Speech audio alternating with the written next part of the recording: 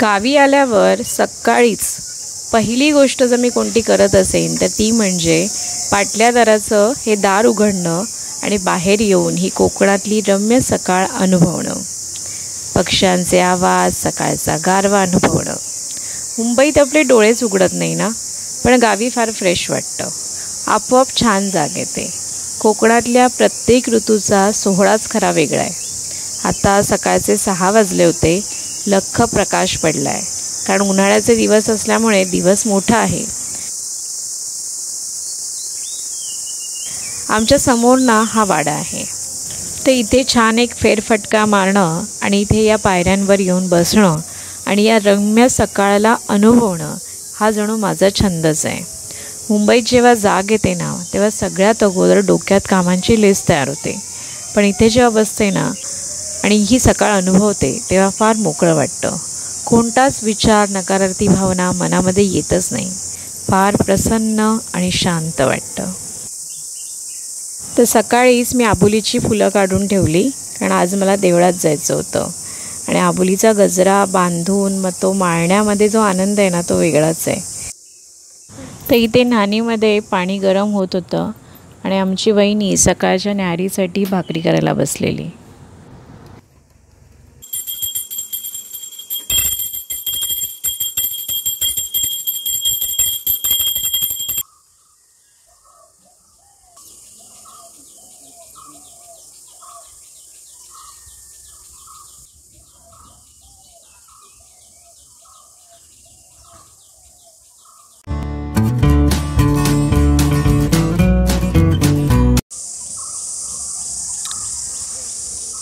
हाय, hello, नमस्कार मंडळी. मी स्नेहा हितगुज तुमच्याशी आपल्या चॅनलवर आपलं मनापासून स्वागत करते. तर ही आहे कोकणातली सकाळ. म्हणजे मुंबईमध्ये ना खरंच डोळे उघडत नाही. आणि आज सकाळी 6 वाजताच छान अशी जाग आली आणि खूप सुंदर वातावरण.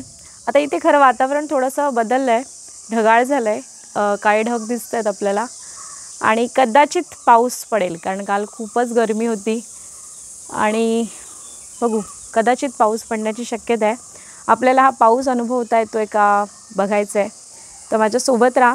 आजचा दिवस मी कसा घालवला आहे हा मी या व्हिडिओमध्ये सांगेनच, तर माझ्यासोबत राहा.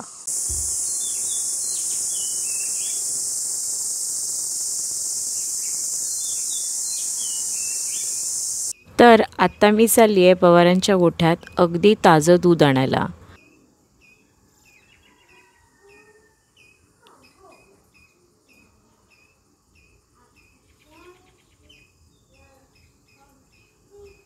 आधी काढतोय दूध.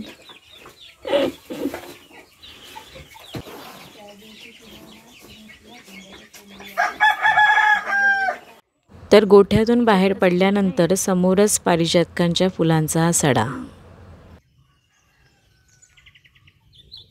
त्याचा दांडा नारंगी रंगाचा असतो.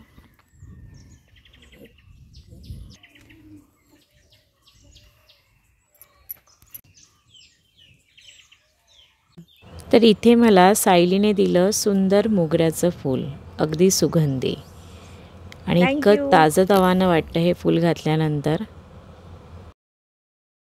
तर इथे मला दहीसुद्धा दिलं दुधाबरोबर आणि हे दही कितीतरी दाट आहे. मस्त पाऊस पडतोय, इथे बसून हा पाऊस एन्जॉय करणं म्हणजे भारीच आहे. या अचानक पडलेल्या पावसाला पायऱ्यांवर बसून न्याहाळणं म्हणजे वेगळंच सुख आहे. तापलेल्या धरणीवर रिमझिमणाऱ्या पावसाच्या धारा जेव्हा पडतात तेव्हा मातीचा सुगंध येतो आणि तो मनाला सुखद स्पर्श करून जातो. रखरखीत उन्हात थोडा वेळ का होईना गारवा आणतो हा पाऊस.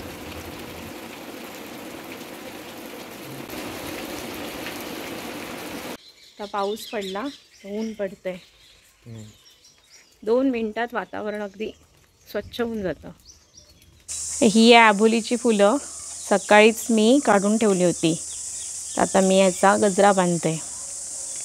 तर मला आठवतं माझी आई याची खूप सुंदर वेणी घालायची आबोलीची, जी मला शिकायचा प्रयत्न केला मी, पण जमली नाही. पण मी गजरा बांधायला शिकली. तर मोस्ट ऑफ मी जेव्हा कोकणात यायची घरी राहायला, मामाकडे जास्त दिवस असायचे. आणि माझ्या मामे बहिणी स्पेशली स्मिता दिदी, तर स्मिताताईने मला हा गजरा शिकवलेला बांधायला.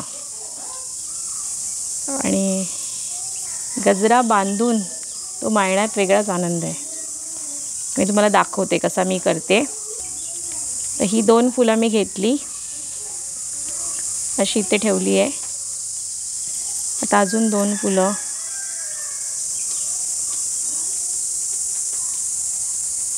ही उलट्या साईडला अशी पकडली बघा. आता हा जो दोरा आहे हा असा मागून घ्यायचा आणि मग ही 4 फुलं अशी.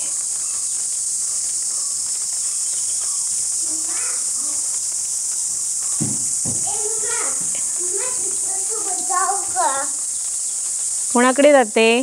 पुरीकडे जाऊ. परीकडे जाते. जाऊ का? हा जा. घरी. हा जा. पुरीच्या घरी जाऊ. पुरी नाही परी. परीकडे जाऊ. हा जा. हा बघा मी गजरा बनवला आबोलीचा. एवढा मोठा झालाय. थोडीशी फुलं बाकी आहेत.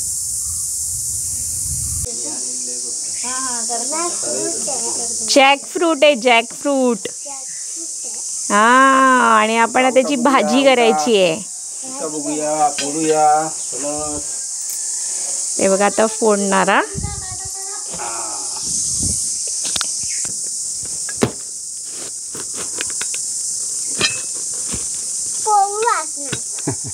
तुला माहित आहे का कोवळा असतो तो?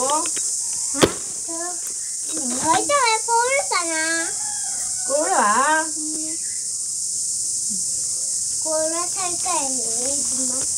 कोवळा म्हणजे काय माहिती तुला? हा डिक हे करायला ठेवला ना, डिक पूर्ण गळून झाल्यानंतर कापायचा. कोवळत होता. तरी भाजी खात तू फणसाची? आवडतं तुका? किती खात? एकच गरो खात? हा. अशी फणसाची बघायला शेड कापून ठेवलेत छोट्या छोट्या पार्ट्समध्ये. आता हा वरचा भाग काढायचा, जसा हा काढला आहे. आता याच्यातून गरे काढणं सोपं होतं. तर हे कच्चे गरे आहेत, याची मस्त भाजी होते. आणि कोकणामध्ये ना तांदळाची पेस्ट आणि भाजी खायची पद्धत आहे. आणि काही काही जण नुसती भाजीच खातात.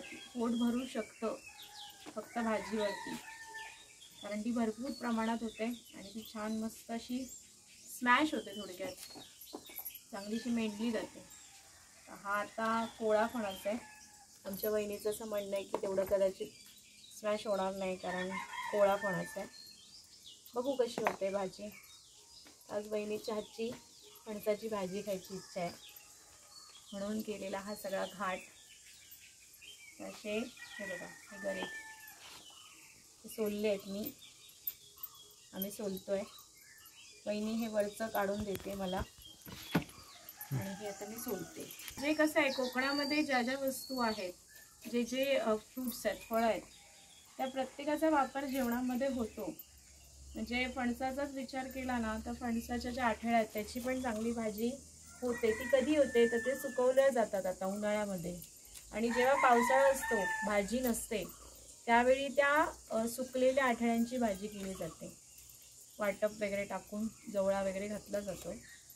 आणि फणसाच्या भाजीला फार डिमांड होतं ना पूर्वीच्या काळात. पूर्वीच्या बाळगेतून माणसाला करायची भाजी लग्नांका. कोकणामध्ये पूर्वीची पद्धत, पूर्वीची वेळ सांगते की खूप असं श्रीमंती नव्हती. आणि मग लग्नाच्या वेळी ना फणसाची भाजी असायची पूर्वी, असं माझी आई सुद्धा सांगायची की एक फणस फोडलं की लोकांना पोटभर भाजी मिळायची. आता कोण करीत नाही जनता भाजी, राजा भाजीच करतात. जनता भाजी म्हणजे फणसाची भाजी. फणसाची भाजी. आणि राजा भाजी कशाला म्हणतात? आता वाटाणे बटाटा टाकून. अच्छा. आणि काळा वाटाण्याचं हे सांबार असतं, म्हणजे वाटाण्याच्या भाजीला राजा भाजी. गरे सोलून झालेले आहेत, त्याची भाजी करायची. इथे चुलीवर टोप ठेवलेला आहे, भाजी करायची आहे. आणि हे बघा गऱ्यांची भाजी करायची आपल्याला. पाण्यात धुवून घेतले ते गरे आग पेटवणं चालू आहे. आता घातलंय तेल. हिरव्या मिरचीची भाजी ना. फणसाची भाजी 2 पद्धतीने होते, एक मसाला टाकून पण होते. आता मला हिरवी मिरची खायची इच्छा झाली आहे, हिरव्या मिरचीची भाजी. तर आमची वहिनी करते हिरव्या मिरचीची भाजी. आणि मिरची चांगली तडतडली की यात घातला कांदा. म्हणजे काही जण याच्यामध्ये लसूण पण टाकतात.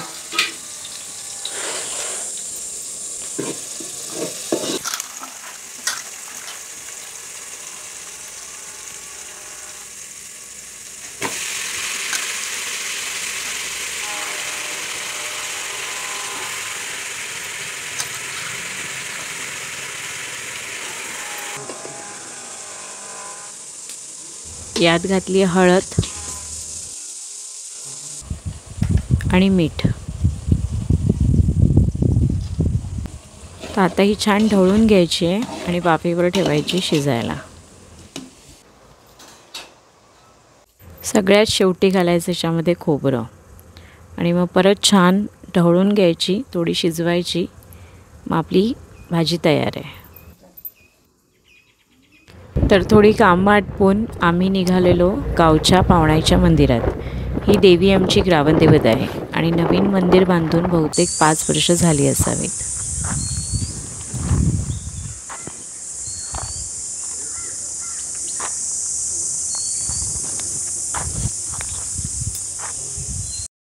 तर आपल्या गावच्या देवीला ओटी भरायची पद्धत आहे, त्याप्रमाणे मी आता इथे ओटी भरते.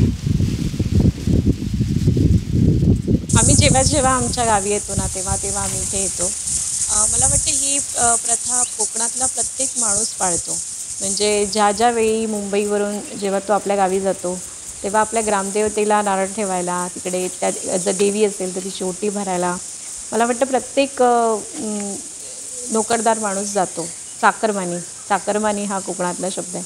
तर हा चाकरमानी जातो, देवाला गारणं घालतो की माझ्या कुटुंबाकडे, माझ्याकडे तू लक्ष ठेव. आणि हीच प्रथा मी माझ्या लहानपणापासून बघते. म्हणजे आम्ही कोकणामध्ये यायचो, 1.5-2 महिने गावी राहायचो. आणि मग जेव्हा निघायची वेळ असायची तेव्हा आधी 2 दिवस आम्ही यायचो, ग्रामदेवतेच्या मंदिरामध्ये जायचो आणि नारळ ठेवला जायचा. आमचे पप्पा यायचे तेव्हा आणि देवाला गारणं घालून मग आम्ही परत मुंबईला परतायचो. आणि तेव्हा असं सारखं गावी येणं शक्य नसायचं. एक वर्षभरातून एकदा किंवा 6 महिन्यांनी असं येणं व्हायचं. आता मी इथे आली आहे माझ्या सासरी. माझ्या पण मुलांना ही पद्धत कळावी, त्यांना कळावं म्हणून आम्ही आता आलो आहे. देवीची ओटी भरली आहे, मानवली. आता खरं दुपारची वेळ आहे त्यामुळे ते गुरव नाही आहे. गारणं नाही घातलं आहे, मनातल्या मनात घातलं आहे. पण मला ना एकच वाटतं की जेव्हा आम्ही मला जुनी आठवण आठवते की गावची जी मंदिरं आहेत ती कशी होती. तर ती कौलारू सुंदर, त्यांचं पण एक छान स्ट्रक्चर होतं. त्या पद्धतीतले वेगळे खांब आणि देवाची जी पाषाणं आहेत ती. तर आतासुद्धा पाषाणं तीच आहेत, फक्त हे मंदिराचं स्ट्रक्चर चेंज झालं आहे. म्हणजे कोकणातलं मंदिर, जुनी आठवण, असं ते मी मिस करते. आताचं जे मंदिर आहे खरंच खूप सुंदर आहे, प्रश्नच नाही आहे. हवेशीर आहे आणि खूप सुंदर आहे.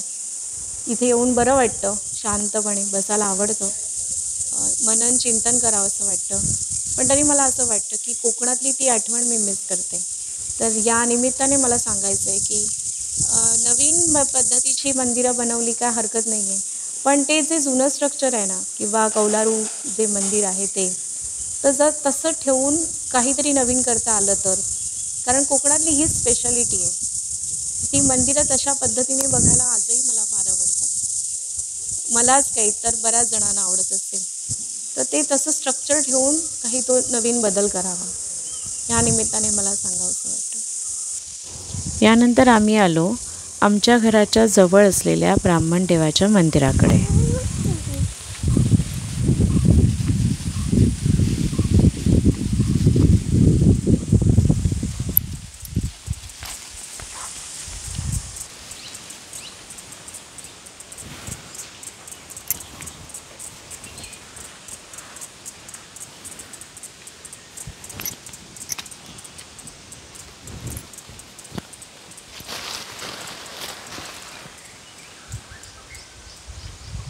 हे ब्राह्मण देवाचं मंदिर आहे आमचं आणि हे आमच्या घराच्या जवळ आहे. दर सोमवारी इथे बत्ती लावली जाते आणि इकडची लोक फार मानतात या देवस्थानाला. आणि इथे ना डिसेंबरच्या दरम्यान 3 दिवस सप्ताह असतो आणि खूप पंचक्रोशीतून लोक येतात. इथे होणारा जो सप्ताह आहे ना खरंच खूप सुंदर असतो. 3 दिवस इथे खूप धमाल मजा मस्ती असते. खूप भजनं असतात, सांस्कृतिक कार्यक्रम असतात आणि बघण्याजोगे असतात.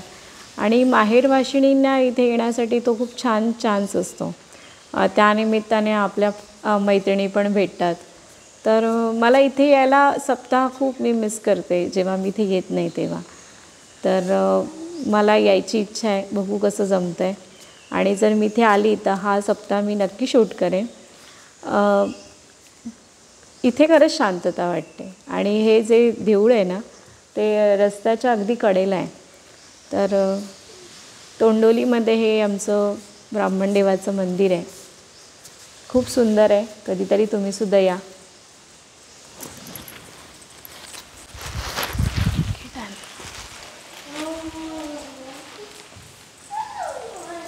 तर हा ब्लॉग बराच मोठा झाल्यामुळे हा दिवस मी पूर्ण कसा घालवला हे दाखवू शकत नाही आहे. पण संध्याकाळी आम्ही रानामध्ये फेरफटका मारला, इतर कोणाशी भेटलो आणि काय काय केलं हे तुम्हाला जाणून घ्यायचं असेल तर पुढचासुद्धा व्हिडिओ नक्की पहा. आणि माझ्या कोकणातल्या व्हिडिओवर जे तुम्ही प्रेम करताय ते यासुद्धा ब्लॉगवर असू दे. हा व्हिडिओ आवडला तर प्लीज लाईक करा, शेअर करा, सबस्क्राईब करा. धन्यवाद.